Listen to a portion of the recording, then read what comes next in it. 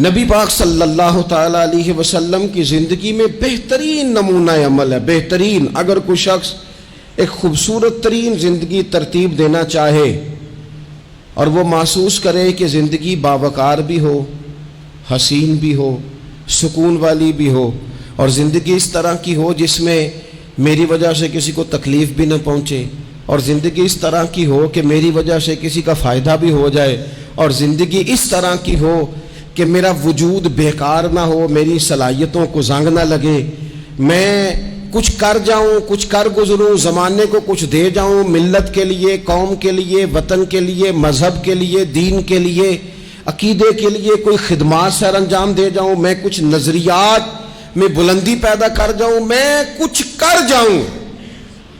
اگر کچھ چاہے کہ میں کچھ کر جاؤں تو لقد کان لکم فی رسول اللہ اسوۃ حسنہ، پھر اس کے لیے میرے نبی پاک کی زندگی ایک بہترین نمونہ ہے.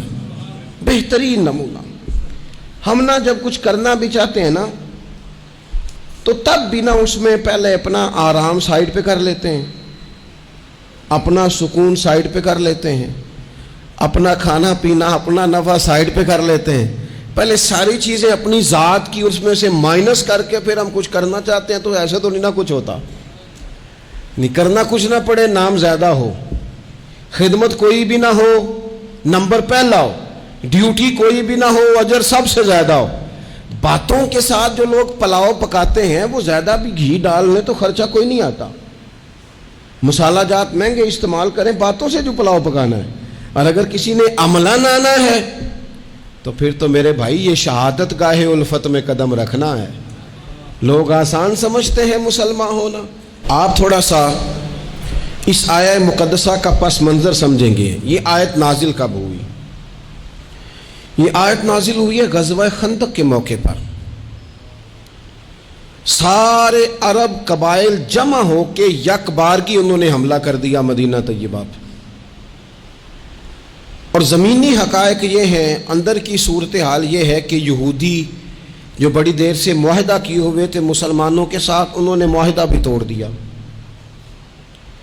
منافقین مدینہ طیبہ میں جو بڑا اظہار کرتے تھے ظاہری جملوں اور لفظوں کے ساتھ، وہ پیچھے ہو گئے.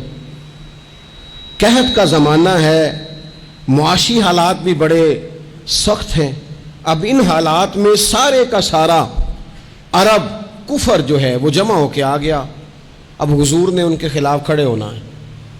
صحابہ کو جمع کیا گیا، مشاورت کی گئی اب کیا کیا جائے.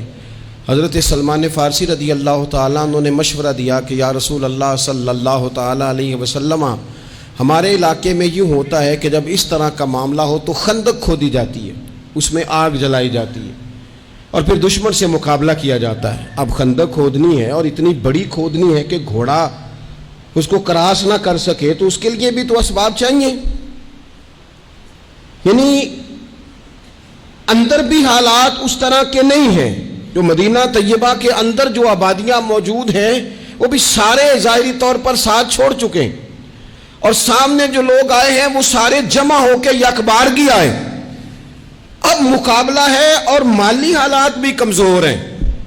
حضور نے فرمایا کھودو بھائی خندق. کیا غریبوں کے بچے صرف دکھ اٹھائیں گے؟ مسکینوں کے بچے صرف دنیا میں دکھ اٹھائیں گے؟ حضور نے لوگوں کی اس بات کو غلط کیا. جس طرح باقی لوگ خندق کھودنے میں مشغول تھے، اللہ کے رسول خود بھی مشغول ہو گئے. لوگ جیسے اندر سے مٹی اٹھا اٹھا کے خندق سے باہر لاتے تھے، نبی کریم بھی اٹھا کے باہر لاتے. جتنی محنت دوسرے کر رہے تھے حضور اس سے ڈبل کر رہے. بلکہ صحابہ فرماتے ہیں درمیان میں کچھ ایسی چٹانیں آئیں جو ہم سے نہیں ٹوٹتی تھی، تو حضور نے فرمایا مجھے دونا تھوڑا، مجھے دونا اوزار، میں تمہیں توڑ کے دیتا ہوں. حضور نے باقاعدہ عملاً اس میں کام کیا.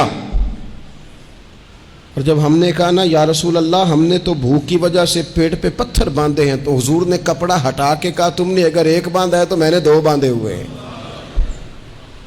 عملاً حضور نے حصہ لیا. 1 مہینہ پورا مدینہ طیبہ کا محاصرہ کیے رکھا کافروں نے، اور کڑاکے کی سردی، حالات اور طرح کے.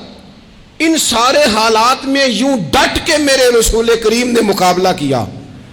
یوں ڈٹ کے مقابلہ کیا کہ وہ جو آئے تھے نا مہینہ پورے کے لیے اور سارے جمع ہو کے آئے تھے، نتیجہ یہ نکلا کہ وہ ایک دوسرے کو برا بھلا کہنے لگے.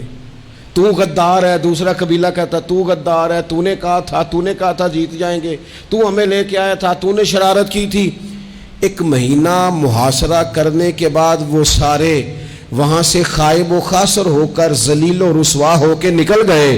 اور ان سارے حالات میں حضور یوں ڈٹ کے کھڑے ہوئے کہ کمزور پڑنے والے لوگوں سے، پریشان رہنے والے لوگوں سے، چھوٹی چھوٹی باتوں پر گھبرا جانے والی امت سے، اور ذرا سی باتوں پر ٹینشن طاری کر لینا اور کالا جادو ہو گیا، نظر لگ گئی اور فلانا آ گیا اور فلانے کی وجہ سے ایسا ہو گیا اور فلانے نے مجھے یوں کر دیا اور فلان کی وجہ سے میں کامیاب نہیں ہو سکا اور فلانا میرے ساتھ چلتا. تو اللہ کریم نے ان ساری کمزور باتیں کرنے والے ہم جیسے لوگوں کو سمجھایا کہ یہ حالات دیکھو اور میرے رسول کا ڈٹنا دیکھو، اور ان حالات میں بھی پورے کفر کو بھگا دینے کا انداز دیکھو. لَقَدْ كَانَ لَكُمْ فِي رَسُولِ اللَّهِ أُسْوَةٌ حَسَنَةٌ، فرمایا تمہارے لیے میرے محبوب کی زندگی میں بہترین نمونہ ہے.